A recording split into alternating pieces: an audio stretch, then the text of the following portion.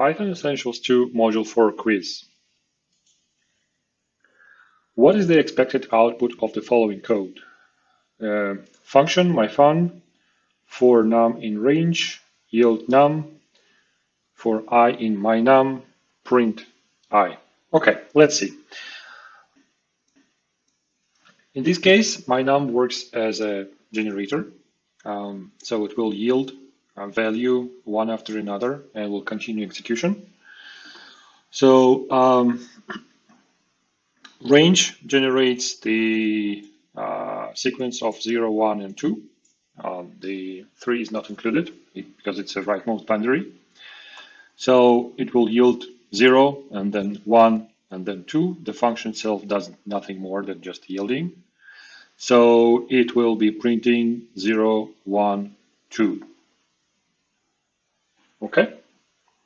I see no any syntax errors here, and it will not print the generator object because this generator function is used in the in operator. So in will be kind of really unfolding the generation out of this function. Right, so it will print 0, 1, 2. What is the expected output of the following code? So it is a list comprehension. We have range, which generates 0, 1, 2, 3, 4. Okay, 5 is not included. For I, it is formed out of the I plus I. So actually, the list will contain 0, 2, 4, 6, 8. So then it will be the list of 0, 2, 4, 6, 8, and it is like that. It is just a list, and it will be printed as list, and that's why it will be printed as a list, not as a sequence of individual values. What is the expected output of the following code? So we have a Lambda inline function here, which takes into parameters A and B, and it returns the exponentiation of these, so A to the power of B. So if we call X, and this Lambda inline is actually assigned to X, to the literal X, and then X is called. So actually this definition is identical or basically the same as writing def X of A, B, and then writing the return A multiplied by B over here. So what we will do, it will work, and it will put 2 to the power of 10, which calculates as 1024, and that should return 1024, and that will be printed. Select the true statements about the map function. Okay, so map function, it applies a given function to a given sequence. I think iterable? No, to a given sequence. It could be a list. It possibly, I think, also could be a dictionary, and it could be a tuple. So things like that. And to each individual element of this sequence. So let's see the options. The second map function argument can be a list. This is correct. It can be. The first map function argument can be a list. No, it cannot. It must be a function. The map function can accept only 2 arguments. I think so. I think it only accepts 2 arguments. As far as I can recall, the first argument is a function, or name of the function. We want to apply to the sequence, such as list, which is indicated as the second argument. Okay, let's go with these options. Select the true statements about the filter function. So the filter function has the following syntax: filter function iterable. Okay, yes, if it has that syntax, it is kind of related, I guess, a little bit to the map function. So it takes a function and applies this function to this iterable, to each individual item of the iterable. And if this function returns true, then it will it will kind of keep this item in the result. Otherwise, it will just filter out the item. So the filter function has the following syntax. So this is reversed, and this is not correct. The filter function does not return an iterator, or the filter function returns an iterator. I think it, yeah, I think it returns an iterator because it takes in an iterable and it returns an iterator. What is the expected output of the following code? We have a tuple of numbers. We define a function, filter numbers. Let's keep the body of the function for now. Filtered numbers is another variable we create, and we apply filter numbers function to the numbers tuple. So what it will do, let's see what it will do. Filter numbers, and there is also nums internally defined tuple. It takes each individual item from nums, so from here, like 1, start from here. If num in nums. Oh yeah, so a num will be taken individually from here, one after another, right? So if num is in nums in this sequence, right? In this tuple, then it will return true. So basically, it will return any value from this tuple if this value is also here. So it will return 1. 2 will be filtered out by this false return. 5 will be included as well. 9 will be filtered out, and 15 will be filtered out. 17 will not be returned. It's not part of the initial sequence. So 1, 1 and 5. This is what we get as an iterable. And filtered numbers is an iterable. So what we do next, we just print every element from there. So these elements will be printed individually, and there is no any additional parameters in the print function. That's why these items will be printed each on its own individual line. So this answer here in the middle is correct. Which of the following statements are true? Let's see, the yield statement must be used outside functions. No, exactly opposite. The yield statement must be used inside function, so it kind of returns or yields a value and continues the function execution. And then this function can be used as a generator. At least comprehension becomes a generator when used inside round brackets, not square brackets. At least comprehension becomes a generator when used inside round brackets, not square brackets. I'm in doubt about this, so let's keep it for now.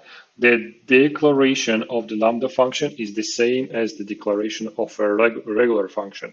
It is not. So Lambda is defined differently. It uses the Lambda keyword, and syntax slightly differs.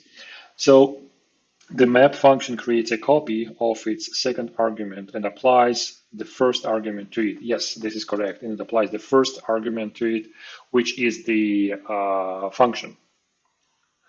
So then that must be correct. Let's just read this once again. At least comprehension becomes a generator when used inside round brackets, not square brackets. Okay, so if we do a least generation, I'm not going to try to write it, but and it's in a bracket, in the square brackets. It basically unfolds right away as a list, and the list is generated and stored in the memory, right?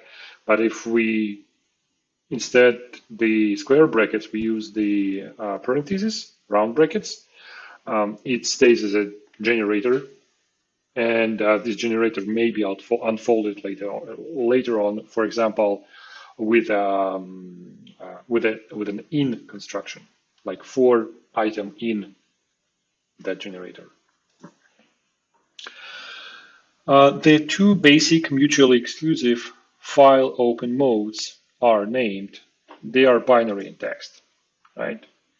So files can be read and data interpreted as a text or as a binary. Binary ternary doesn't mean anything at all. Text and image, no. Image is actually a type of binary, right? But there are other binaries like video or I don't know, machine code, anything. A method able to read data from a file into a byte array object is named read into, I think. So read into is the method that can read data, binary data from a file and put it into a specified byte array object over here. And as an argument, you need to pass the byte array object into this function. Read out and read in are just nonsense. I don't think they exist. What happens if you run the following code, assuming that the directory already exists? Okay. What happens if you try to make a directory and this directory already exists? Okay, I think what will happen, it will raise an exception, and this will be the file exists error or directory exists error. Okay, I'm not exactly sure about this. It will definitely not overwrite the directory. It will throw an error, but I do not think there is such exception type as directory exists. I think it's universal for files and directories. And if you try to create a file which already exists, you get this exception. And if you try to create a directory which already exists, it will cause the same exception. Well, I hope so. What happens if you run the following code? So we have time, time sleep, and 30 is the seconds. So this makes just a pause. The code does nothing for 30 seconds and then prints wake up. The string wake up will be displayed on the screen for 30 seconds. Not correct, because this string will be printed after the delay. The string wake up will be displayed on the screen after 30 seconds. This is correct. And the string wake up will be displayed 30 times. No, that's not the good option. And final question, what is the expected output of the following code? So we have a calendar. We are importing the module calendar, and we use the eSleep function to determine whether this year is leap 2019, and we need to print the result. So the result will be either true or false, and I need to kind of I need to remember, I guess, somehow whether 2019 was a leap year, because right now I am in 2022.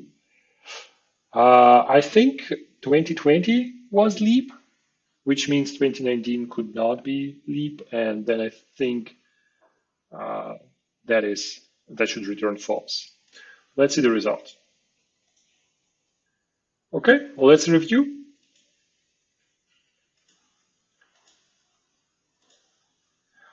So this is partially correct. Let's see this one.